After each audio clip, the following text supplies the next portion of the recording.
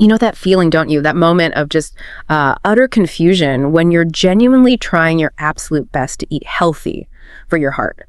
Especially, as you step into your 60s and beyond, you're making what you think are smart choices, only to find out that some of the foods you assumed were innocent, maybe even beneficial, are actually quietly working against your heart. It's common and frankly pretty frustrating. It truly is. And what's often overlooked, something we really found digging through the research, is how significantly the landscape of heart-healthy nutrition shifts as our bodies age. I mean, what might have served you well at 30 or 40 doesn't always translate for your cardiovascular system at, say, 65 or 70. You're right. Our ability to process certain compounds, manage inflammation, even just absorb crucial nutrients, it all changes. And this means that precision, real precision in our nutritional choices becomes not just important, but absolutely critical for staying vital. That's exactly what we're diving into today on the Deep Dive.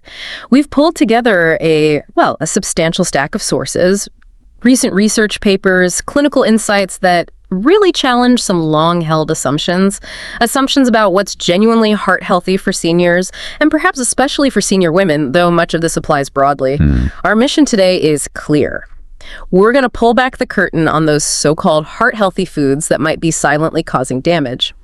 We'll explore how certain, seemingly innocent vegetables can surprisingly put your heart at risk. It sounds counterintuitive, doesn't it? It really does. And we'll also reveal some common meats that could be unknowingly pushing your heart toward failure.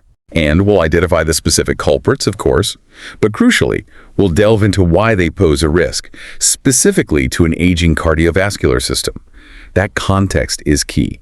And maybe more importantly, we'll uncover safer, truly heart-friendly alternatives. This whole deep dive is really aimed at arming you with clarity, giving you the confidence you need to make informed choices for your heart so that every bite you take feels like a deliberate step towards better health, not a hidden step back. Okay, let's pull back that curtain then, starting with some of those health halo foods, the ones that often hide in plain sight, those processed items proudly proclaiming they're heart healthy, but which our sources suggest might be anything but for an aging heart. Yeah, this is where it gets really eye-opening.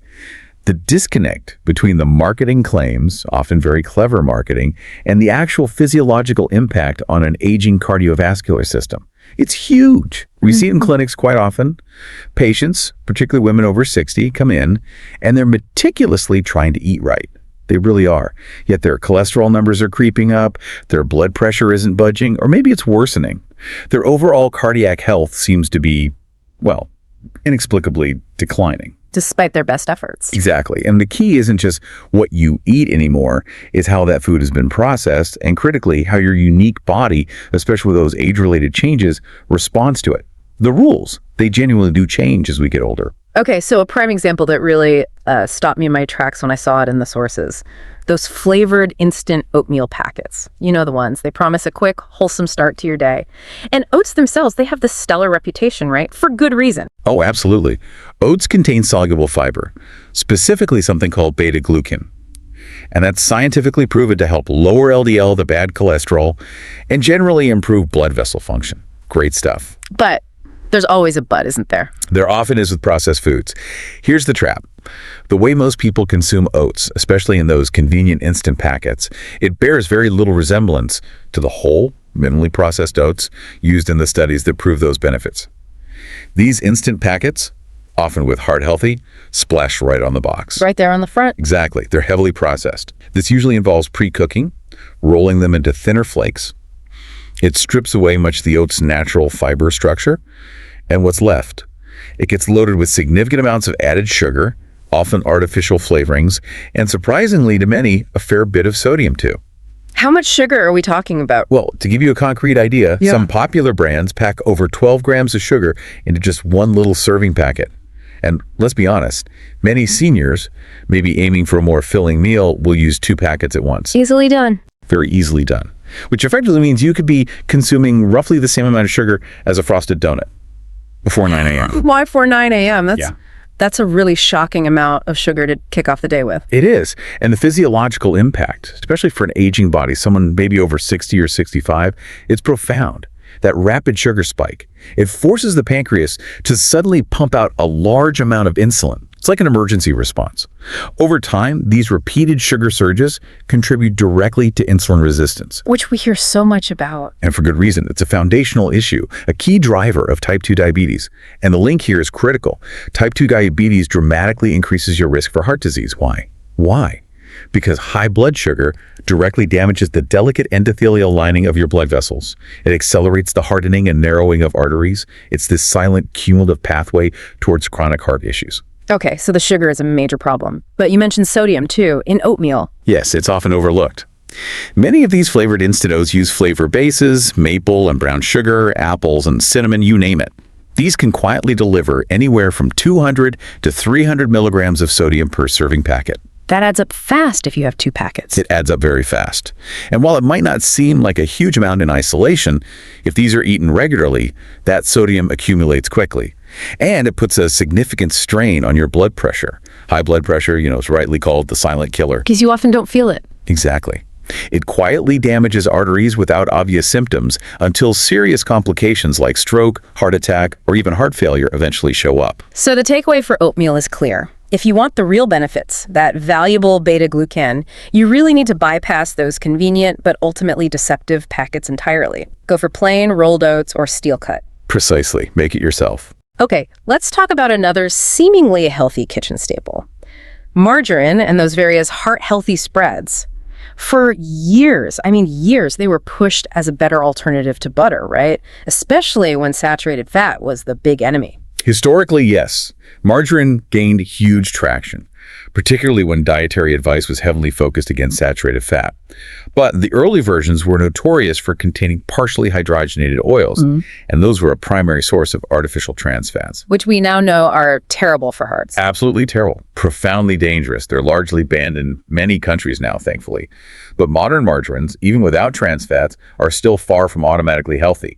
Many are primarily made with heavily refined seed oils. Like soybean oil, canola, sunflower. Exactly, those common ones.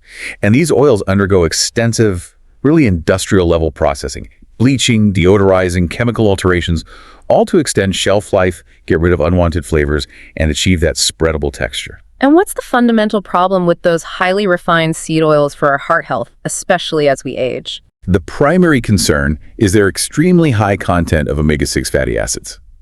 Now, omega-6s are essential, we need them, but only in moderation and in balance with omega-3s. Our modern diets often provide an overwhelming excess of omega-6s. This imbalance tips the body's delicate internal scales towards a state of chronic inflammation. Inflammation again. It seems to be at the root of so many issues. It really is, especially for cardiovascular health. This chronic inflammation is highly damaging to the endothelial lining. That's the delicate, incredibly smooth inner surface of your arteries. Think of it like the non-stick coating inside your blood vessels. Okay. When that coating gets inflamed, it becomes rough and sticky. And that creates the ideal conditions for cholesterol and plaque to start adhering. It's the beginning of arterial hardening and narrowing atherosclerosis. And it's not just the oils themselves, is it? There are other things in these spreads. Right. Many of these so-called heart-healthy spreads also contain a host of hidden additives. Emulsifiers for texture, preservatives for shelf life, artificial coloring agents. None of these offer any benefit whatsoever to your cardiovascular system. And critically, unlike natural butter from grass-fed cows, maybe, or extra virgin olive oil, these spreads often lack genuinely beneficial nutrients, things like vitamin K2, which helps direct calcium to your bones and away from your arteries, or various antioxidants that actively support arterial health. They're just empty calories in that sense. So the solution here isn't just swapping one type of processed fat for another thinking it's better. It's about shifting our focus entirely to real, stable fats that actually nourish the heart. Precisely. For seniors, the optimal solution is to incorporate truly healthy, unprocessed fats. That means using extra virgin olive oil, good quality stuff for salads, and maybe very light cooking. Using natural avocado as a spread. Or, if dairy is tolerated, opting for small amounts of grass-fed butter, which has those beneficial fat-soluble vitamins. Your heart fundamentally needs real, stable fats that support its function and reduce inflammation, not these chemically manipulated imitations that just pretend to be healthy on a label. Okay, moving on. Another kitchen staple that feels so comforting, especially on a cold day, canned heart-healthy soups. They promise a quick, warm meal seems harmless enough. But our sources highlight a major concern here, and it's not just about what's in the soup, but also what the soup is packed in. Yeah, the packaging is part of it, but let's start with the soup itself. What's often incredibly deceptive is how these labels, like reduced sodium, can lull you into a false sense of security. A hot bowl of soup feels comforting, right? But canned soups, even those claiming reduced sodium, are frequently packed with an excessive amount of salt. How much are we talking, even for reduced sodium? Well, reduced just means less than the original, which was often astronomical. So reduced sodium soups can still easily contain 400 to 600 milligrams of sodium per serving. And here's the insidious catch. A typical can usually contains 2 servings. Ah, the serving size trap. Exactly. Most people, especially seniors perhaps cooking for one or just wanting a decent meal, consume the entire can in one sitting. This means you're often getting close to or even exceeding your entire daily recommended sodium limit in just one meal. And for adults over 50, that limit is typically under 2,300 milligrams, often ideally closer to 1,500 milligrams if you already have high blood pressure. That's a staggering amount of sodium from just one healthy meal. What does that constant high sodium intake do to the body over time, especially for someone over 60, 65? The impact is profound and cumulative. When you consume too much sodium, your body retains water to dilute it. Simple physics, really. This increases your overall blood volume. Now, your heart has to pump harder to circulate that increased volume throughout your body. Over time, this constant elevated pressure leads to the thickening and stiffening of your heart muscle. It's a condition called left ventricular hypertrophy. And this process can ultimately progress to heart failure, where the heart just becomes less efficient at pumping. And you wouldn't necessarily feel this happening. Not usually, not in the early stages. This progression is often subtle. It builds quietly without obvious symptoms until the heart is significantly strained. Then you start seeing things like shortness of breath, swelling in the ankles and legs, maybe chest pain. But by then, damage has often occurred. We looked at the case of Roy Thompson, an 83-year-old. He struggled with persistently high blood pressure despite being on medication. The silent culprit? After looking at his food logs, it turned out he was unknowingly consuming over 1,000 milligrams of sodium daily, mainly from canned vegetables and soups he thought were fine. So the damage isn't immediately apparent, which makes it even more dangerous in a way. It's a classic silent progression. And sodium isn't the only concern in these canned soups. Many also contain flavor enhancers like MSG, monosodium glutamate, or yeast extract. While generally recognized as safe for most people, for some individuals, particularly sensitive women, these can cause uncomfortable side effects, headaches, significant water retention, even heart palpitations. And you mentioned the can itself. Yes, the BPA issue, bisphenol A. It's a chemical commonly found in the lining of many metal cans. There's growing concern and research linking BPA to hormonal disruptions. And these hormonal shifts can potentially affect heart health, especially in postmenopausal women who are already navigating hormonal changes. So if soup is a comfort food, maybe a winter staple, what's the safest, most heart-friendly approach for seniors? The safest and most beneficial approach is really to prepare soup from scratch. Make it in larger batches, freeze individual portions for later. This gives you complete control over the sodium, lets you avoid those chemical linings, and you can load it up with genuinely nutrient-rich, fresh vegetables and maybe some lean protein. If you do find yourself needing to use canned vegetables for convenience, beans, corn, whatever, always rinse them thoroughly under running water before cooking. That simple step can reduce their sodium content by a significant 40–50%. Good tip. Okay, let's move to breakfast again, something that's practically an institution for many, breakfast cereals, specifically those prominently displaying that whole grain stamp. It sounds so good, so healthy, like you're ticking all the right boxes for your heart first thing in the morning. But our sources label this as potentially one of the most misleading food labels in the supermarket for senior heart health. Yeah, this really makes you question who benefits most from these marketing tools, doesn't it? That whole grain stamp is brilliantly designed. It makes consumers, especially seniors, trying diligently to make healthy choices, believe they're eating something truly wholesome and beneficial. But here's the often hidden truth. A cereal can contain just a small amount of whole grain flour, enough to technically qualify for this stamp, and still be predominantly loaded with hidden sugars, refined grains, and various chemical additives. So it meets the letter of the law, but not the spirit. Precisely. Many so-called heart-healthy cereals contain more sugar per serving than a typical dessert. And this sugar is often cleverly disguised. You'll see names like evaporated cane juice, brown rice syrup, malt extract. Things that sound vaguely natural. Exactly. But in your body, They act just like plain table sugar. So for seniors, it's setting them up for that blood sugar roller coaster right from the start of the day. It's exactly right. For a senior woman, let's say, starting her day with these processed cereals means triggering a rapid and substantial blood sugar spike. And that's inevitably followed by an equally rapid crash. This constant roller coaster puts significant stress on the pancreas, forcing it to overwork producing insulin. It contributes to that common mid-morning fatigue, that energy slump. And over years, this pattern dramatically raises your risk for both type 2 diabetes and directly related cardiovascular disease. Because again, chronic high blood sugar directly damages and inflames blood vessels. And what about the fiber? They always boast about the fiber content. That's another area where things can be misleading. A lot of the fiber listed on the box in these processed cereals often comes from added isolated fibers, things like inulin or chicory root extract. Now, technically they are fibers, but they often don't offer the same comprehensive benefits, the cholesterol lowering, the blood sugar stabilizing, the overall gut health support as the natural intact fiber found in genuinely whole, unprocessed foods like actual oats or whole fruits. Plus, for some individuals, particularly those with sensitive digestive systems, these added fibers can cause uncomfortable bloating, gas, or other digestive discomfort. So what's the truly heart-healthy breakfast alternative if we're advising people to bypass these potentially deceptive boxed cereals entirely? The most effective and genuinely heart-healthy solution is to create your own breakfast mix. It sounds like more work, but it's actually quite simple. Start with unsweetened rolled oats, the plain kind, which retain their natural fiber structure. Add a sprinkle of flax or chia seeds for beneficial omega-3s and extra fiber. Maybe some unsweetened coconut flakes for healthy fats. Your choice of unsalted nuts like walnuts or almonds. Then add fresh fruit for natural sweetness, and that boost of antioxidants. Berries are fantastic. Maybe some sliced banana. This approach provides a breakfast that genuinely supports heart health and provides sustained energy, rather than subtly undermining it with hidden sugars and processed ingredients right at the start of your day. Okay, here's where, as you said earlier, it gets really interesting and maybe quite counterintuitive for many listeners. We've been told our whole lives, eat more vegetables. They're universally good for us. End of story. But our sources indicate that for seniors, some vegetables, or maybe more accurately, how they're prepared or consumed, can quietly harm the heart.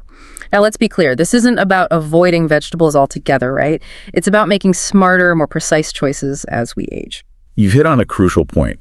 This truly raises an important question. What works for a younger, perhaps more resilient body doesn't always translate perfectly as we age. The body's ability to process various compounds, to manage inflammation, even to absorb nutrients, it changes significantly after 60, 65. Our systems often become a bit more delicate, maybe more reactive, and they demand more precision in what we feed them. So we need to choose our nutritional inputs with a more nuanced understanding of these age-related shifts, rather than just applying that blanket all vegetables are always good rule. Got it. And the first group on our list that can be problematic, revisiting a theme here, are the sodium culprits. Pickled, canned, and even some juiced vegetables. We've touched on canned goods, but let's dive deeper into how sodium in these forms can be a silent threat, specifically from vegetables. The high sodium content is a recurring and highly significant problem in these processed vegetable forms.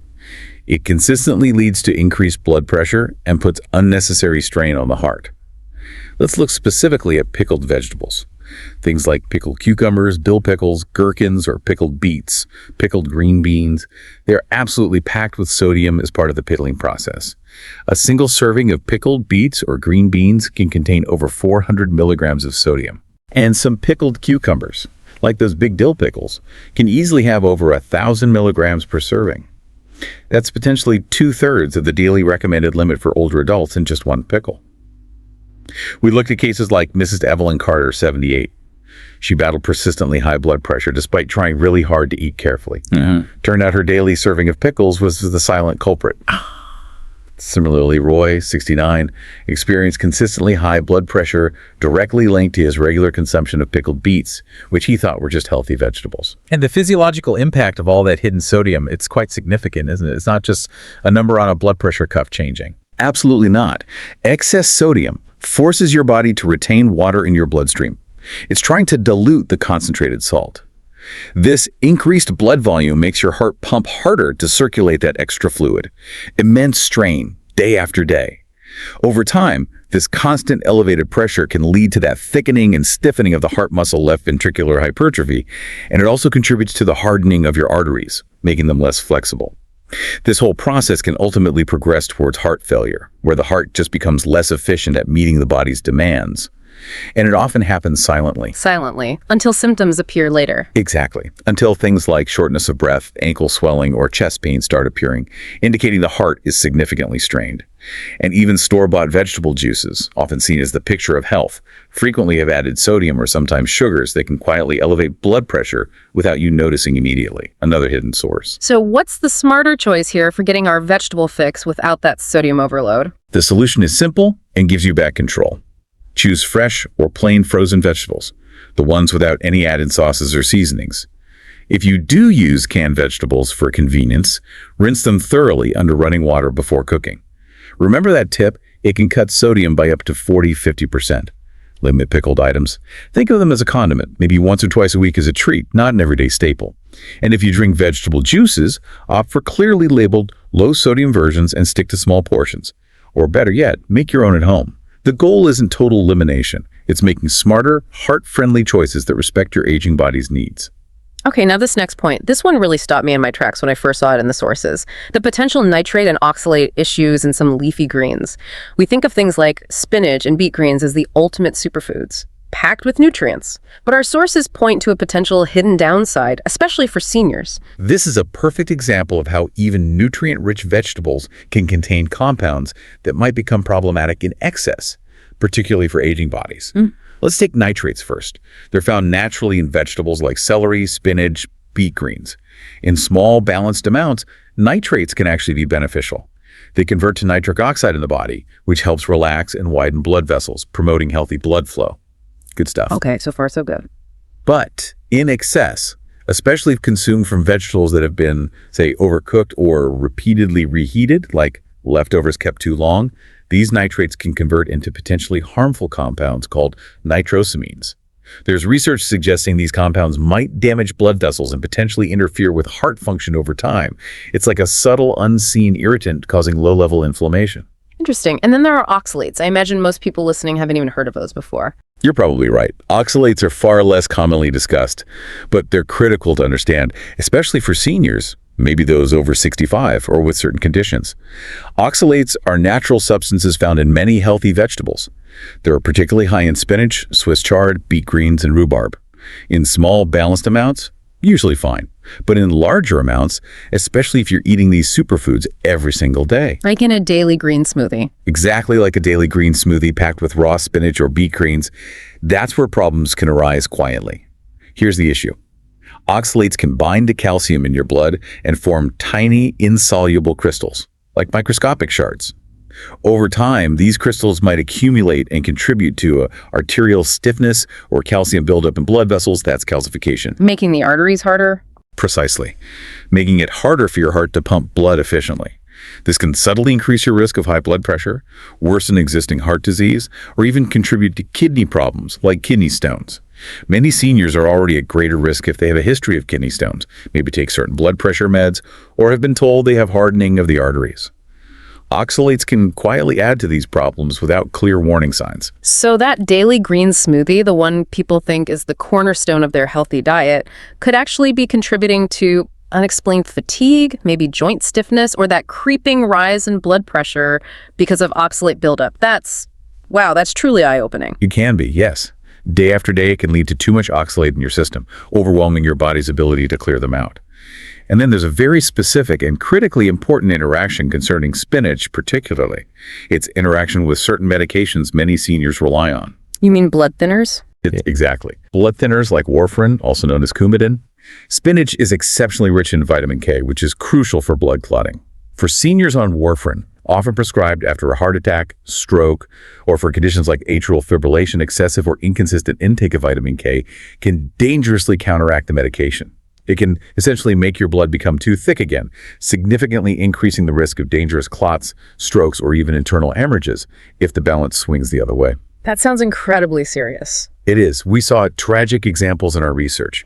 Mrs. Ellie Thompson, 72, suffered a mini stroke, a TIA, because her daily raw spinach smoothie effectively neutralized her warfarin, leading to dangerously thick blood. Mrs. Clara Johnson, 68, and Linda, 72, had strikingly similar frightening experiences linked to spinach-packed smoothies while on this medication. Now, this isn't about demonizing spinach. It's a fantastic vegetable. It's about understanding the absolutely vital need for balance and consistency when you're on critical medication like warfarin. So what's the best approach then? How can seniors incorporate these nutrient-dense greens without these potential risks, especially if they need to be mindful of medications or maybe oxalate levels? Okay, for oxalates, the key strategies are rotation and preparation. Instead of always using spinach, rotate your greens. Try alternatives like kale, arugula, or romaine lettuce. They're naturally lower in oxalates. And critically, lightly cook your oxalate-rich greens. Simply boiling or steaming spinach or chard can significantly reduce their oxalate levels, sometimes by up to 50% or more. Makes them safer and easier for your body to handle. Cooking helps break them down. Yes. And stay well hydrated. Drinking enough water helps your kidneys flush out oxalates more easily. Limit high oxalate vegetables like spinach or beet greens maybe to a few times a week, not necessarily every single day, in large raw quantities. Now, if you are on blood thinners like warfarin, the absolute golden rule is consistency and moderation. Consume vitamin K-rich foods like spinach consistently, but in small, measured portions. Don't suddenly binge on a huge spinach salad one day and have none the next. And always, always, always inform your doctor about your dietary intake, especially any significant changes. They need to know so your INR levels that measure blood clotting time can be regularly checked and your medication dosage adjusted precisely as needed. Communication is paramount here. Absolutely crucial. Okay, let's move on to another surprising group, the inflammation triggers. Specifically, nightshades and lectins. We hear so much about reducing inflammation for heart health, but you're saying some common vegetables can actually trigger it. That almost sounds like a contradiction. It feels like one, but it's more about individual sensitivity and nuance. What's fascinating is how inflammation, even low-grade chronic inflammation, acts like this slow internal fire. It silently damages blood vessels, weakens heart function over time. It's not just about sore joints. Nightshade vegetables, this group includes common staples like tomatoes, white potatoes, bell peppers, eggplants, and chili peppers, contain natural compounds, one being solanine. Now, for many people, these are perfectly nutritious, but in sensitive individuals, particularly those perhaps over 65 with existing inflammatory conditions like arthritis, joint pain, or underlying heart issues, solanine can trigger an inflammatory response. How does that affect the heart? This inflammation irritates that delicate endothelial lining of blood vessels again, makes them less flexible, less pliable. This forces the heart to work harder against greater resistance, which inherently raises blood pressure and puts extra unnecessary stress on the entire cardiovascular system. We saw a telling case with Mr. Raymond Johnson, 72. He experienced disconcerting heart palpitations and dizziness after eating a lot of spicy food rich in chili peppers.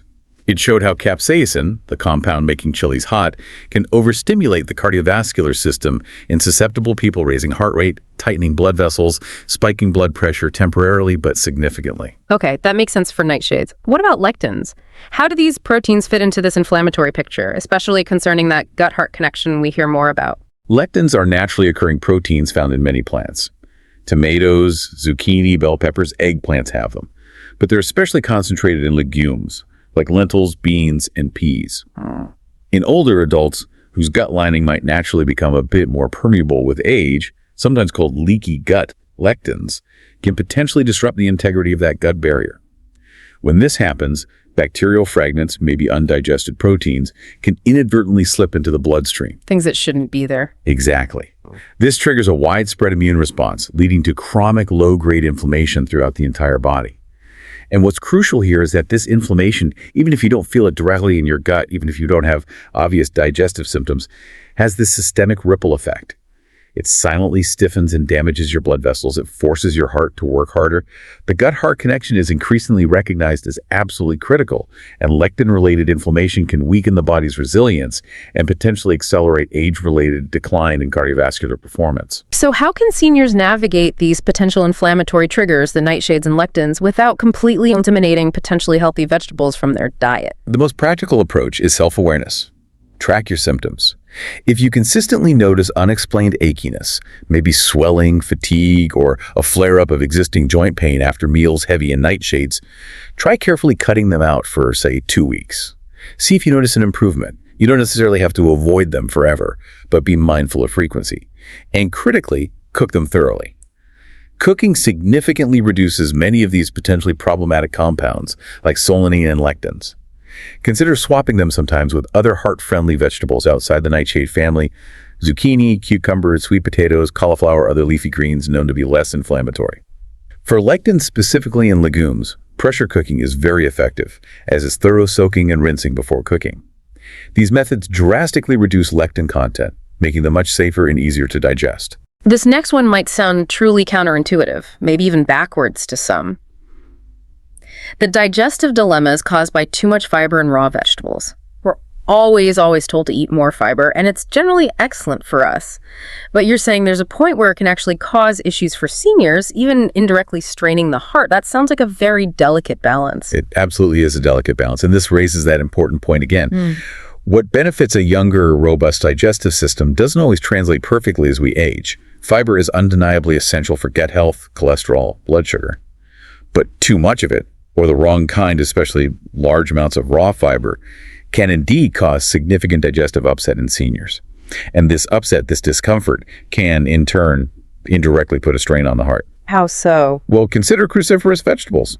Broccoli, Brussels sprouts, cabbage, raw kale. They're incredibly high in fiber, fantastic nutrients, but that fiber, large amounts, particularly when eaten raw, can lead to excessive gas, significant bloating, and uncomfortable abdominal pressure. Okay, discomfort, sure, but how does that affect the heart? It might seem like just discomfort, but for seniors, this internal pressure can actually physically push upwards against the diaphragm. It crowds the thoracic cavity, the space where your heart and lungs reside. This can reduce how much your lungs can expand, making breathing feel harder, and it can actually put mechanical pressure on the heart, forcing it to work harder. Yeah. In some cases, it can even worsen existing heart symptoms, like triggering episodes of atrial fibrillation or palpitations in susceptible individuals. Wow, so it's not just feeling bloated, there's a real physical impact potentially. Exactly. It's a mechanical pressure issue. We saw cases like Mr. Leonard, 75. He experienced alarming bloating, chest tightness, and shortness of breath linked directly to his daily consumption of raw cabbage. The excess gas produced literally compressed his heart and lungs. Robert Hayes, 71, had very similar issues with large portions of raw cabbage slaw. Plus, remember, aging digestion naturally slows down. The stomach might produce less acid, the gut lining can become more sensitive. Raw vegetables, with their tough cellulose walls, are often difficult for an older digestive system to break down efficiently. This leads to gut stress, inflammation, and raw veggies can also contain higher levels of anti-nutrients, things like goitrogens in raw kale and cabbage, or lectins in raw beans and peas. These can potentially block the absorption of essential minerals vital for heart rhythm and blood pressure control, like calcium, magnesium, potassium. So how can seniors ensure they get enough fiber and vital nutrients from vegetables without triggering these digestive woes and potential heart strain? The most effective solution is twofold. Increase fiber slowly, don't make sudden huge jumps, and critically, cook your vegetables. Light steaming, roasting, sautéing these methods help break down those tough fibers and cell walls. Makes them significantly easier to digest, much gently on your entire system, including your heart. Balance your plate. Include softer, lower fiber options alongside the higher fiber ones. Think cooked carrots, sautéed zucchini, lightly cooked spinach. Stay well hydrated throughout the day. Fiber needs water to move smoothly through your system. And for raw veggies, if you really enjoy them, consider blending or pureeing them into smoothies or soups. This essentially pre-digests the fiber, making them far easier for a sensitive gut to handle. Great practical tips. Now, speaking of interactions, let's talk about medication mix-ups. We covered spinach and warfarin, but our sources highlight that other healthy vegetables can interact negatively with common heart medications, altering their effectiveness in potentially dangerous ways. This seems like a crucial area for seniors, so many of whom are on multiple medications. This is indeed a critical area, often completely overlooked, and it really underscores the importance of viewing your health, diet, medication, everything holistically. Take raw garlic, for example. It contains allicin, a potent natural compound responsible for many of its health benefits, including being a natural blood thinner. Now that's great in isolation or in cooked moderation, but when raw garlic is consumed in large amounts or combined with prescribed anticoagulants like warfarin, or even common antiplatelet drugs like daily low-dose aspirin, Which many seniors take. exactly, it can dangerously amplify the blood-thinning effects. This significantly increases the risk of internal bleeding, easy bruising, or even serious hemorrhages. Raw garlic can also sometimes cause abrupt drops in blood pressure in sensitive individuals or when combined with blood pressure meds. We saw cases like Lorraine, 78, and Mrs. Helen, 76. Both experienced alarming fainting spells traced back to dangerously thin blood resulting from regularly consuming large amounts of raw garlic along with their prescribed medications. So even something as traditionally healthy and revered as garlic needs careful management with medication. What other common foods should people be aware of? Absolutely. Then there's grapefruit, that's a well-known interactor. But surprisingly, certain cruciferous vegetables like broccoli and Brussels sprouts can also interfere. These foods can affect specific liver enzymes, particularly the CYP450 system. Think of the system as your body's critical medication processing plant.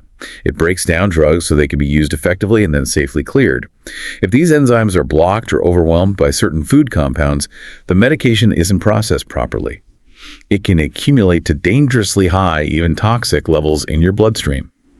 Mrs. Diane, 73, experienced severe weakness and dizziness. Turns out her heart medication was accumulating because she started consuming large amounts of grapefruit juice, broccoli, and Brussels sprouts all around the same time. Barbara Thompson, 70, had very similar issues. Wow, broccoli and Brussels sprouts too. That's unexpected. It is, but it highlights the complexity. Additionally, many potassium-rich vegetables, tomatoes, white potatoes, squash, avocados, while incredibly nutritious, can become risky under certain circumstances. They can potentially elevate blood potassium levels dangerously high, leading to a condition called hyperkalemia. This is particularly risky if you're taking common heart medications like ACE inhibitors or potassium-sparing diuretics, which many seniors are prescribed. Hyperkalemia can cause life-threatening irregular heart rhythms or even cardiac arrest. And what about maybe less common foods people might use for health, like bitter melon? Good question. Bitter melon is sometimes used in traditional practices, often consumed to naturally lower blood sugar and blood pressure. However, when combined with prescribed diabetes medications like metformin or insulin, or heart medications like ACE inhibitors, it can cause dangerous synergistic drops in blood sugar or blood pressure. The combined effect is too strong. This can lead to severe hypoglycemia, dizziness, fainting, or even acute cardiac distress. Mario, 68, actually collapsed with dangerously low blood pressure and heart rate after combining bitter melon with his existing heart medications. The cumulative effect was just too much for his system. This all sounds quite complex and potentially frightening. So what's the universal, most important piece of advice here for seniors on medications regarding these potential food interactions? The most critical take-home solution is always discuss any significant dietary changes with your doctor or pharmacist, especially if you plan to increase your intake of specific vegetables, fruits, or juices. They have the tools and knowledge to check for potential food-drug interactions based on your specific medication regimen. For garlic, generally, using it cooked and in moderation is much safer.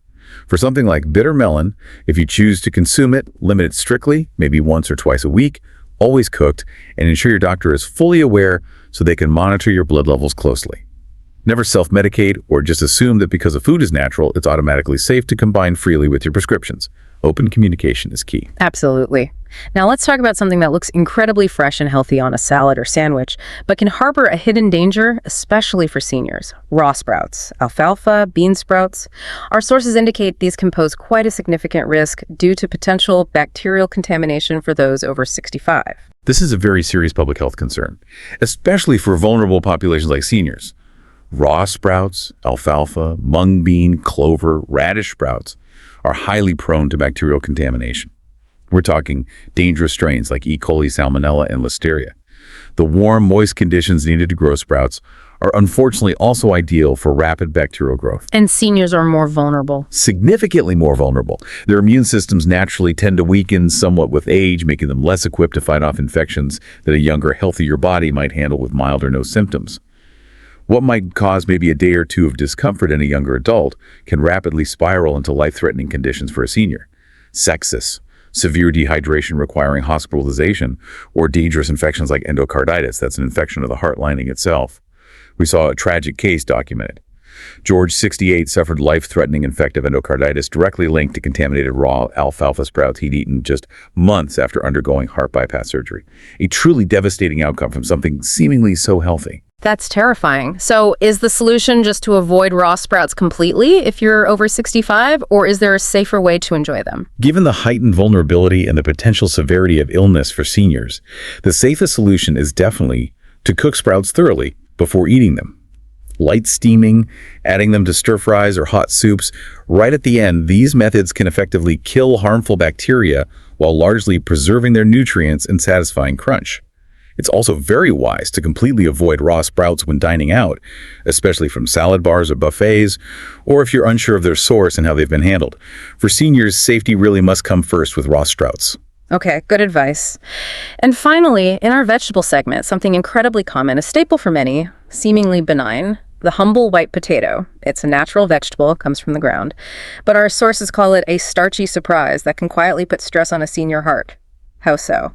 Well, while white potatoes are indeed a natural food, they are exceptionally high in simple starch. And this starch gets converted very, very rapidly into glucose once you eat it. This causes significant blood sugar spikes, much like eating sugar directly, and contributes to systemic inflammation. To put it into perspective, a large baked potato, just the potato itself, no toppings, can have a glycemic impact, meaning its effect on your blood sugar. That's quite similar to, if not even greater than, drinking a can of soda. Wow, a potato versus a soda, that's a huge comparison. It is, but it's because those simple starches are absorbed so quickly, leading to that rapid glucose surge into the bloodstream. What does that rapid sugar surge, especially if it happens day after day, do to an aging heart? That surge forces the pancreas into overdrive again, pumping out large amounts of insulin to try and manage the glucose. Over time, this constant effort contributes to insulin resistance and raises the risk of type 2 diabetes, as we discussed with cereals.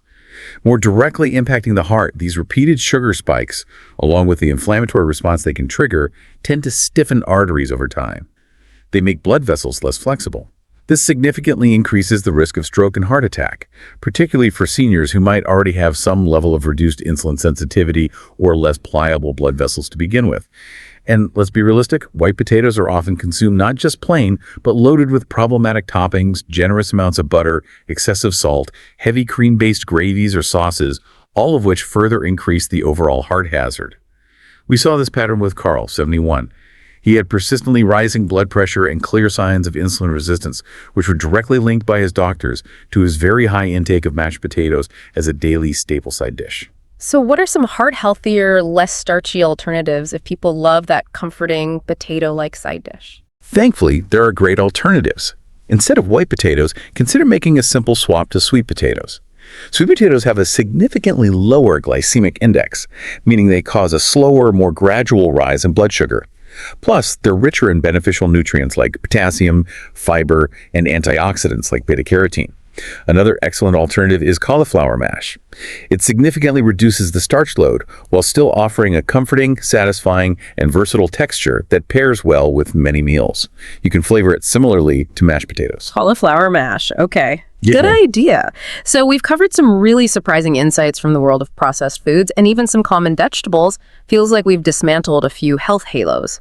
But our sources also highlight how many common meats, even ones you might think are lean or generally safe, could be secretly damaging senior hearts. Again, the message isn't necessarily to give up meat entirely, right, but about being very discerning and understanding the hidden pitfalls, especially as we age. You've highlighted a critical point there about discernment. What's truly illuminating from the research is the need to move beyond old, maybe simplistic assumptions about protein sources. The way meat is processed, how it's preserved, even how it's cooked, all these factors, combined with the aging body's potentially reduced ability to handle certain compounds and its increased susceptibility to inflammation, create specific risks we absolutely need to be aware of. Our hearts, particularly after 65 or 70, simply cannot afford the same dietary habits we might have gotten away with in our younger years without potential consequences down the line. Okay, let's start with probably the most obvious category for many, processed meats. Our sources call these the triple threat due to their notorious combination of saturated fat, excessive sodium, and often harmful chemical additives. We're talking bacon, sausage, deli meats. Yes, processed meats are consistently, almost unequivocally high in these three problematic components: saturated fats, excessive sodium, and various chemical additives that are profoundly dangerous for an aging cardiovascular system. Take bacon, for instance. It's loaded with saturated fats. These directly raise your LDL, the bad cholesterol.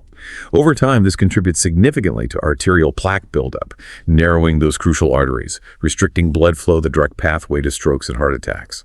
And then there's the sodium. Just 3 average slices of bacon can deliver over 600 milligrams of sodium. That's nearly 1/3 of the entire daily limit, often recommended for people over 60 in just a few strips. This high salt content forces your body to retain water, dramatically increasing blood volume, raising blood pressure, putting immense constant pressure on your heart from the inside out. We looked at the case of Frank, 72, a retired firefighter. His heart was found to be overworked and noticeably enlarged, with significant plaque buildup in his arteries, a condition his doctors directly linked to his habit of eating bacon almost daily for 5 decades. 5 decades. Wow. And sausage, even the ones marketed as healthier options like turkey sausage, can be just as problematic, maybe even more so because of the processing. Absolutely. Sausage, regardless of the meat type, pork, beef, turkey, chicken, is often a hidden cocktail of preservatives, still significant saturated fats, even in leaner versions, various chemical additives for texture and shelf life, and very high sodium content, often up to 700 milligrams per single link. What's particularly concerning in many sausages and other cured meats is the common presence of nitrates and nitrites. These are chemicals used in the processing and curing. We mentioned those earlier with vegetables too. Yes, and in meats, they can readily convert into highly inflammatory compounds called nitrosamines inside your body. These nitrosamines are directly linked to chronic vascular inflammation and oxidative stress. It's like a silent fire, highly destructive to the delicate arterial walls of an aging heart.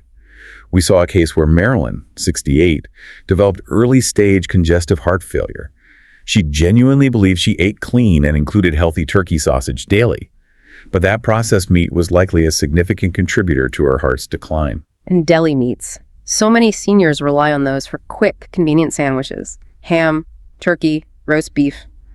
Are they equally, if not more, dangerous because of how they're processed? Deli meats, including those popular choices like ham, turkey, roast beef, and also things like salami and pepperoni, are typically processed and cured using sodium nitrate and nitrite. Again, these chemicals readily convert into those inflammatory nitrosamines, contributing to vascular inflammation and oxidative stress in the arteries. But perhaps the most immediate danger for seniors is their extremely high sodium content. Just 2 or 3 thin slices can contain up to 1,000 milligrams of sodium. 1,000 milligrams. In a few slices. Easily. That's potentially 2/3 of the daily recommended limit for seniors in just one sandwich filling. This level of sodium causes significant fluid retention and rapidly elevates blood pressure, forcing the heart to work much harder than it should. George, 74, a retired principal, struggled for years with persistent atrial fibrillation and high blood pressure. Both conditions were significantly worsened, his doctors concluded, by his daily habit of eating turkey deli meat sandwiches for lunch. And Don, 70, a long-haul trucker, suffered a minor stroke which was partly attributed by his medical team to years of relying on high-salt preserved jerky for quick protein on the road. It really sounds like convenience, in the case of processed meats, is giving our hearts a tough, damaging workout they definitely didn't sign up for. So what's the best strategy to avoid these hidden dangers? The solution is pretty straightforward, though it requires changing habits. Limit, or ideally, avoid these processed meats entirely. Full stop. Choose fresh, unprocessed meats instead. Plain chicken breast, fish, lean cuts of beef, or pork that you cook yourself. Cook at home more often where you have complete control over the ingredients and seasoning. Use herbs, spices, fresh lemon, garlic powder, onion powder for flavor instead of relying on excessive salt and those chemical additives. Your heart will absolutely thank you for the reduced workload and inflammation. Okay, clear advice there. Next, let's talk about fats and potential blockages, specifically from fatty red meat and also organ meats. Many of us grew up thinking these were cornerstones of a strong, healthy diet, building muscle, providing iron. But it seems the perspective really changes with age when it comes to heart health. Indeed it does. High levels of certain fats, particularly saturated fat, and dietary cholesterol found in some meats can significantly contribute to arterial blockages and put a real strain on an aging heart. Fatty cuts of red meat, think ribeye, sirloin, T-bone steaks, or even standard 80% lean ground beef are packed with saturated fats and dietary cholesterol. Now, as we age, our liver's ability to efficiently process and clear cholesterol often becomes less effective. This means it more readily converts these dietary fats into LDL, that bad cholesterol. This LDL cholesterol is sticky. It readily adheres to artery walls, initiating and accelerating their narrowing, that process of atherosclerosis we talked about. This leads to chronic inflammation, reduced blood flow, and significantly increases the risk of high blood pressure, angina, chest pain, heart failure, and heart attacks. We saw a stark example with Walter, 69, a retired foreman. He ended up needing triple bypass surgery due to severe arterial blockages directly linked by his surgeons to years of enjoying weekly ribeye steaks as a staple part of his diet. That's a direct consequence. And organ meats. Like liver, which is often praised for being so nutrient-dense, packed with iron and vitamins, do they also fall into this risky category for seniors despite those nutrients? Yes, and this is often surprising to people. While historically valued for nutrient density, organ meats, liver, kidneys, brain, heart, tongue contain dangerously high levels of cholesterol. For example, a modest 3-ounce serving of beef liver contains over 330 milligrams of cholesterol. That's more than the entire recommended daily intake for many seniors in one small portion. And as we've established, aging bodies tend to metabolize cholesterol much slower, leading to faster buildup and potential arterial damage from these concentrated sources. Furthermore, organ meats can sometimes concentrate environmental toxins the animal was exposed to. They also contain high levels of purines. Purines are compounds that convert to uric acid in the body. Excess uric acid can contribute to painful conditions like gout, kidney stones, and there's also emerging evidence linking high uric acid to chronic cardiac inflammation that can disrupt heart rhythm or raise blood pressure. Lois, 72, a retired nurse, presented with alarmingly high LDL cholesterol and concerning chest pressure. He was eventually connected to her habit of eating liver once or twice a week because she thought it was exceptionally healthy for her. So how can seniors still ensure they get enough protein and essential nutrients like iron and B vitamins without taking on these specific risks associated with fatty red meat and organ meats? The solution involves making more discerning choices. Choose leaner cuts of meat when you do eat red meat. Opt for smaller portions. And limit the frequency. Think of red meat as an occasional food, maybe once a week or less, not a daily staple.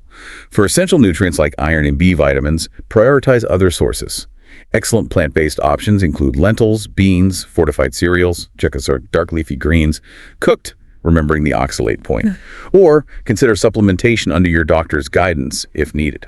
For most seniors specifically concerned with optimizing heart health, avoiding organ meats altogether is likely the safest and most prudent approach.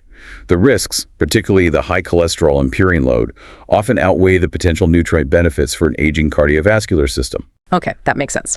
Now, let's shift focus slightly to cooking methods. It's fascinating that it's not just what meat you eat, but how you prepare it that matters for heart health. Our sources highlight how high-heat cooking methods, charring, grilling, deep frying, can actually create harmful toxins and inflammatory compounds right there in the meat. This is an often overlooked, but absolutely crucial area. High-heat cooking methods fundamentally change the chemistry of the proteins and fats in meat, creating compounds that can be profoundly detrimental to an aging heart.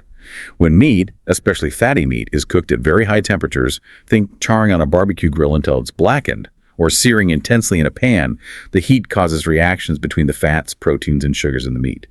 This forms harmful compounds like heterocyclic amines, HCAs, and polycyclic aromatic hydrocarbons, PAHs. These compounds are known carcinogens, but importantly for this discussion, they are also linked to significant systemic inflammation. Furthermore, another class of compounds called advanced glycation end products, or AGs, are formed during high-heat cooking. AGs, they literally accelerate aging. That's exactly what the research suggests. These AGEs are particularly concerning as they seem to accelerate aging processes within our blood vessels, making them stiff, rigid, less responsive. They directly contribute to the progression of heart disease. Roger, 69, developed persistent tightness in his chest, shortness of breath, increased blood pressure, and clear signs of arterial stiffness. His doctors eventually linked these symptoms, in part, to his frequent habit of high-heat stir-frying, using less healthy oils, which would generate a high load of these AGEs. And fried meats, a classic comfort food for so many. Fried chicken, chicken fried steak, breaded fish. They must pose their own severe risks. Oh, they absolutely do, and often quite insidiously because they taste so good. Submerging food, especially meat, in hot oil, particularly if it's reused oil or low-quality vegetable oils like soybean, corn, or standard canola oil, creates harmful trans fats, even if not the artificial kind, and highly oxidized, unstable oils. These are major contributors to systemic inflammation throughout the body. They directly raise LDL, the bad cholesterol, and unfortunately, they also tend to lower the beneficial HDL cholesterol, a double whammy. This aggressively promotes plaque buildup in the arteries. It also triggers inflammation directly in that delicate endothelial lining of the blood vessels. This irritation can lead to unstable angina, chest pain, dangerous heart rhythm disturbances, and ultimately contribute to congestive heart failure. We sadly saw a documented case where Marie, 75, suffered from heart failure. Her doctor strongly suspected a link to her frequent consumption of pan-fried chicken, which she regularly cooked in standard high omega-6 vegetable oil. The cumulative effect of those fried fats was considered a significant factor in her heart's decline. So what are the safer, more heart-protective ways to cook meat to minimize these risks and protect your heart as you age? The solution is really to prioritize lower heat cooking methods and also employ smarter grilling techniques when you do grill. If you're grilling, use lower heat settings. Avoid burning or excessive charring. Aim for cooked through, maybe lightly brown, not blackened. Trim visible fat before cooking, as dripping fat causes flare-ups which create more PAHs. Marinating meats beforehand, especially with acidic ingredients like vinegar or lemon juice or herbs, has actually been shown to reduce the formation of some of these harmful compounds. Interesting. Marinades can help. Yes, they seem to offer some protection. For foods you might typically fry, opt for baking or air frying instead. These methods can achieve a similar crispness, but without submerging the food in those dangerous inflammatory oils. Other excellent heart-friendly cooking methods include steaming, poaching, braising, stewing, or lower heat sautéing, perhaps using a little bit of healthier fat like olive oil or avocado oil if needed. These methods generally preserve nutrients better and minimize the formation of those harmful HCAs, PAHs, and AGEs. Okay, finally, in our meat segment, we need to address what we're calling the convenience traps. Cure-dried meats, and also those frozen processed meat products. They sound so easy for a quick meal or snack, especially for seniors who might be cooking for one or have less energy, but they are often laden with sodium and preservatives that silently damage arteries and can even counteract medication effectiveness. These convenient options are indeed potential silent saboteurs of heart health, particularly for seniors who might rely on them more often. Cured and dried meats, things like beef jerky, salami, pepperoni, prosciutto, pastrami, are preserved using extremely high concentrations of sodium, nitrates, and sometimes even hidden sugars. A single small serving of beef jerky, for instance, can easily contain over 700 milligrams of sodium. That's huge for a small snack. Huge. This astronomical sodium content forces the body to retain water, directly increasing blood volume and pressure, making the heart work much harder, as we've discussed. Additionally, those nitrates used in curing convert into nitrosamines in the body, causing that low-grade vascular inflammation and oxidative stress that damages arteries over time. We saw this directly with Don, the 70-year-old long-haul trucker mentioned earlier. He developed severe hypertension and early signs of kidney strain, which were directly attributed by his doctors to years of relying on high-salt jerky as his primary protein source while on the road. And what about those healthy frozen processed meats? The ones you find in the freezer aisle marketed as low-fat or lean, like preformed turkey patties, breaded chicken nuggets, Salisbury steaks, even many healthy frozen entrees. This is another area where marketing can be very deceptive. Frozen processed meats, including those preformed turkey patties, chicken nuggets, Salisbury steaks, and yes, even many entrees labeled healthy or lean, are frequently loaded with sodium. It's often astounding 600 to 900 milligrams of sodium for a single turkey patty is not uncommon. They also typically contain a cocktail of preservatives to maintain shelf life, artificial flavor enhancers to make them palatable, and critically added phosphates. Phosphates, what's the issue there? Added phosphates are particularly concerning for seniors. They are known to be hard on the kidneys, potentially toxic at high levels, and they also contribute significantly to arterial calcification, that hardening of the arteries due to calcium deposits. This is especially problematic for seniors whose kidney filtration systems might already be slowing down. Furthermore, the high-temperature industrial processing these meats undergo often destroys many of the naturally occurring nutrients, leaving you with little more than a sodium-laden, chemically enhanced product that offers minimal, real nutritional value. Consider Jim, 69, a widower who started relying heavily on frozen meals for convenience. He developed unexplained shortness of breath, significant swelling in his legs, consistently high blood pressure, and a noticeable deterioration in his kidney function. Yeah. His doctors traced this cluster of symptoms back to his reliance on 5 to 6 frozen lean meals per week. The cumulative load of sodium and phosphates was just too much. That's really concerning. So what's the empowering solution for seniors who genuinely need convenient meal options, especially if they're cooking for one or have limited mobility or energy? The most empowering solution starts with becoming a vigilant label reader. Always scrutinize labels carefully for sodium content and look out for long lists of additives and words ending in "ate" like phosphates. Instead of relying on these highly processed options, choose truly healthy, naturally low-sodium convenience foods. Think unsalted nuts or seeds for snacks, fresh fruits, or simple whole proteins that require minimal prep. You could buy a pre-cooked rotisserie chicken, remove the skin to lower sodium and fat, hard-boil some eggs at the start of the week, or use low-sodium canned fish like salmon or tuna. Plain frozen vegetables, just the vegetables. No added sauces or salt are a fantastic and convenient choice for building a quick, heart-healthy meal. They're just as nutritious as fresh, sometimes even more so. And another excellent strategy, if possible, is batch cooking on the weekend. Prepare larger quantities of simple whole foods like soups, stews, or roasted vegetables and freeze individual portions. That way you have quick, healthy homemade meals ready to go throughout the week with minimal effort each day. Okay, batch cooking, label reading, choosing simpler options. That sounds manageable. So after hearing about so many hidden dangers in processed foods, certain vegetable preparations, common meats, you might be listening and thinking, good grief, what's actually left to eat? It can feel incredibly overwhelming. I get that. I completely understand that feeling. It can sound like everything is off limits. But the good news is, and this is important, our sources offer powerful, simple, and practical guidance on what truly supports a senior heart. That's the empowering message we really want you to take away from this deep dive. The good news is you absolutely don't need expensive, exotic supplements or trendy, highly restrictive diets to protect your heart as you age. The answer truly lies in focusing on real, whole foods. Foods that actively work to reduce inflammation, help balance blood pressure naturally, and nourish your blood vessels in harmony with your body's changing needs. It's really about being intentional and precise with your choices based on this understanding, not about feeling deprived or overly restricted. There's a whole world of delicious, vibrant, heart-loving foods available to you. That's a huge relief to hear. So what are some of those general guiding principles for building a genuinely heart-loving plate for seniors, especially those in their 60s, 70s, 80s, and beyond? We can break it down into several key principles that are pretty easy to remember and apply. First, a simple mantra. Prioritize, cook more. Chew less, meaning cooked vegetables are generally much easier on aging digestion. Cooking breaks down fibers, making nutrients more available and reducing gut stress and discomfort. Cook more, chew less. I like that. Second, focus on color. Think vibrant, deep orange, rich red, dark leafy green vegetables. They're packed with powerful heart-protecting antioxidants that actively combat oxidative stress and inflammation within your arteries. Eat the rainbow, as they say, but focus on those deep colors. Third, go slow with fiber. While fiber is excellent, introduce fiber-rich veggies gradually, especially if you're not used to them.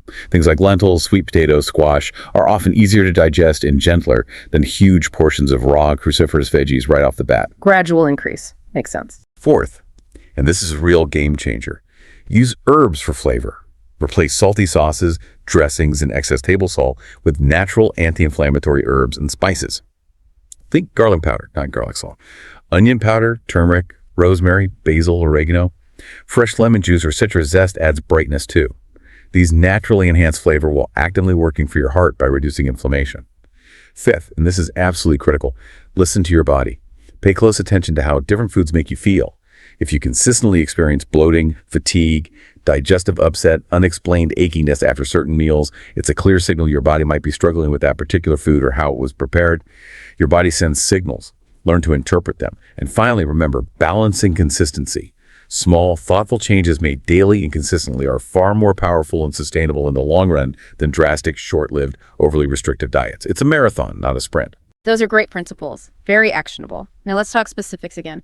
What are some of those heart-loving vegetable swaps and additions that can truly make a tangible difference for seniors looking to optimize their heart health? Okay, great question. So instead of relying heavily on raw kale or spinach daily, especially if you're on blood thinners or know you're sensitive to oxalates, try incorporating cooked Swiss chard, romaine lettuce, which is lower oxalate, or maybe some bok choy. These are often gentler on digestion too. If you find you're sensitive to nightshades, tomatoes, peppers, white potatoes, eggplant, swap them out sometimes for alternatives like zucchini, cucumbers, peeled or lightly steamed can be easier, or peeled carrots. These generally have fewer inflammation triggers for sensitive people. Instead of large amounts of raw cruciferous vegetables, which can cause that gas and bloating, make sure to roast or steam your broccoli, cabbage, and Brussels sprouts. Or alternate them with other lovely cooked vegetables like green beans, snap peas, or roasted beets. These are easier to digest and still powerfully support healthy blood pressure and circulation. And if you enjoy vegetable juices, definitely switch to clearly labeled low-sodium versions. Or better yet, make your own at home using softer vegetables like cucumber or celery. In moderation, remember the nitrates, along with fresh herbs like parsley or cilantro. Always double-check labels on store-bought juices for hidden salt or sugar. They sneak it in everywhere. Okay, those are great swaps. What about the vegetables we should actively try to embrace more of? The real champions for a senior heart. Absolutely. Let's highlight some heroes. Embrace steamed broccoli and green beans. They're naturally low in sodium, high in beneficial fiber, rich in antioxidants like sulforaphane in broccoli, and flavonoids in green beans that actively reduce arterial inflammation. They also provide good potassium and magnesium without necessarily overloading the system. Cooked carrots are another excellent choice. They're vibrant, rich in beta-carotene, which your body converts to vitamin A, supporting blood vessel integrity and reducing oxidative stress. Plus, they have a lovely natural sweetness. Sautéed zucchini is wonderfully mild, hydrating, low in calories, but rich in vitamin C and soluble fiber, which helps with cholesterol control. It's also naturally low in oxalates, making it very kidney-friendly. Baked sweet potatoes, consumed in moderation, they are still starchy, are a fantastic source of that vibrant beta-carotene, healthy fiber, and complex carbohydrates for steady energy. Good source of potassium too, just need to monitor if you're on specific medications. Cooked tomatoes. Cooking actually makes the lycopene, a potent antioxidant, more bioavailable. Lycopene is linked to improved endothelial function, reduced LDL cholesterol, and enhanced blood flow. Pairing cooked tomatoes with a little healthy fat like olive oil boosts absorption even more. And finally, lightly sautéed kale. In small, consistent portions, remembering vitamin K is on warfarin, it retains vital vitamins A and C, provides fiber, and actively supports arterial health while helping reduce oxidative stress. This is fantastic. It feels like we're building a really positive picture now. What about heart-friendly proteins and grains to round out that balanced, heart-loving plate? Excellent point. It's not just about the veggies. For proteins, think fatty fish first. Wild-caught salmon, sardines, mackerel are loaded with those crucial omega-3 fatty acids, EPA and DHA, that help lower triglycerides, reduce inflammation, and promote a calm, steady heartbeat. Low-sodium canned tuna or fresh-cooked chicken breast, skinless, are also great lean protein options. And don't underestimate plant-based proteins. Lentils, black beans, chickpeas, tofu, edamame, they are incredibly beneficial. They're fiber-rich, naturally cholesterol-free, help keep arteries clean, and support smooth digestion. Great for overall health. As for whole grains, focus on truly whole, intact options. Unsweetened rolled oats, not instant packets. Quinoa, brown rice, barley. These help regulate blood pressure, support healthy cholesterol levels, and importantly, they feed your beneficial gut microbiome. Emerging research strongly links gut health directly to heart disease risk. And finally, don't forget nuts and seeds in moderation. Walnuts, almonds, flax seeds, ground, chia seeds, they provide essential magnesium, crucial for heart rhythm, healthy fats, and fiber, all supporting a steady heart rhythm and healthy blood pressure. A small handful is a great addition. This all sounds incredibly empowering and actually delicious. Have you seen real-life examples, maybe anecdotes from the sources of people making these kinds of intentional changes, especially seniors, and seeing real transformations? Absolutely, and these stories are truly the most inspiring part. We saw examples like Nancy, 73, a retired librarian. She consciously made shifts, incorporating more baked fish, starting her day with proper oatmeal, adding steamed greens, making homemade lentil soup. Within months, her LDL cholesterol dropped significantly, her blood pressure normalized, and her doctor was actually able to reduce her medication dosage. She told researchers, "I feel like my body is finally working with me, not against me." That's powerful. Mrs. Ruby, 83, focused specifically on a meal plan rich in these recommended heart-loving vegetables we discussed. She saw her blood pressure stabilize and her energy levels improve dramatically. She just glowed when she said, "I feel light, I feel steady. It's like my body's working with me again, not against me." Ramon, 68, had battled high blood pressure and high cholesterol for years with limited success. By consciously moderating his sodium, being mindful about certain vegetable preparations, and consistently switching to these heart-friendly alternatives, his doctor was able to cut his medication dosage in half within just 6 weeks. A rapid and significant improvement. And Lillian Brooks, 80, saw her energy just blossom and her blood pressure steady remarkably after she started consciously incorporating more of the recommended heart-loving vegetables into her daily routine. These aren't isolated miracles. They're powerful blueprints. They show the body's incredible capacity for healing and adaptation at any age when given the right tools, the right nourishment. That's incredibly hopeful. So as we wrap up this deep dive, it feels like the main message is this. Yes, we've identified some surprising risks, even in foods we once thought were universally healthy, but the power to protect your heart truly lies in making informed, intentional choices.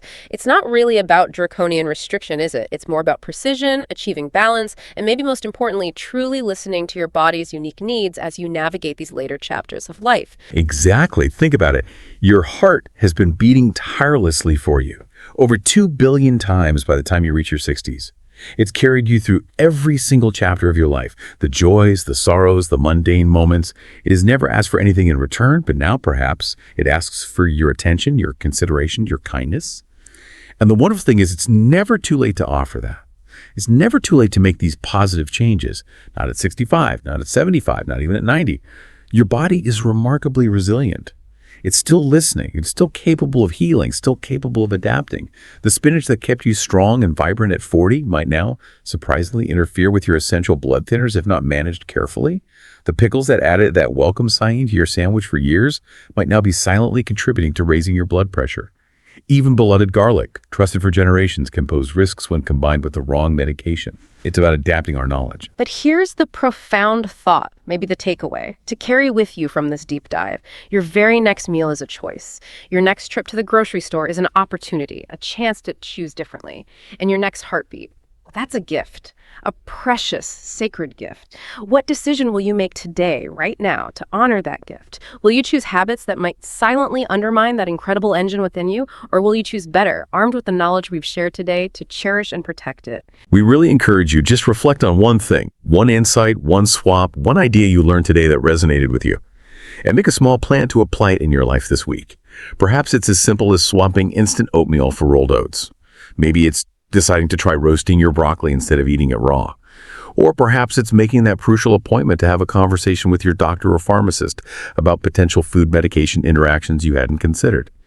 Every mindful step, no matter how small it seems, is a profound gift to your future self. It's a powerful act of love and respect for the heart that continues to carry you forward. Your journey toward vitality is a continuous one, and every single conscious choice matters immensely.